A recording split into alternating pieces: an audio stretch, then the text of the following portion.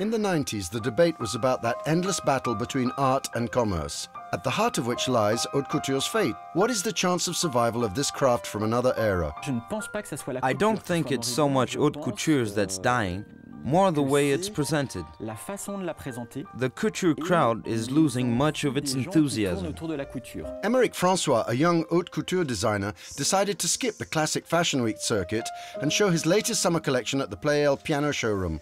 There's something about Paris that's not exactly broken or even dead, but more like blasé.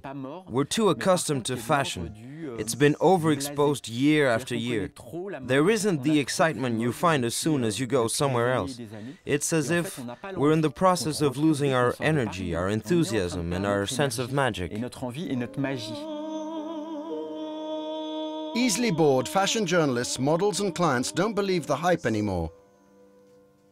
It's never been my intention to create a fashion house that clinches one short-term coup after another, achieving rapid growth through massive media exposure by dressing the latest star. At the Young Designers Festival in Dinard, he was so well received that the LVMH group created a prize specially for him. Now, 10 years later, I wanted to establish a proper company, a company with a solid customer base and a rhythm of its own, whose turnover might grow less quickly than others, but that knew where it was going.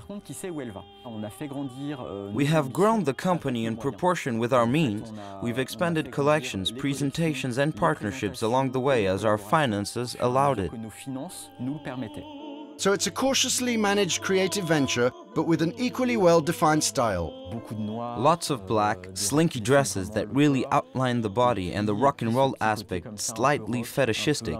It's a way of showing off the body without showing too much of it, knowing exactly when to stop. It's a fetishistic form of elegance. Next step, a range of accessories and a ready-to-wear label to be launched with new investor support. This is the kind of dress that makes her very beautiful, especially if worn over lovely lingerie. Today's client is 50% French, and she also buys her everyday clothes from the couturiers. What's next for young Eymeric?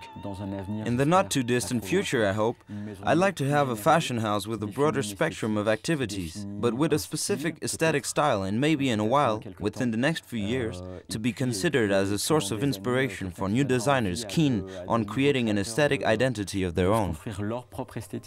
This collection is called Requiem, a celebration and a passing, paving the way for a fresh approach to haute couture.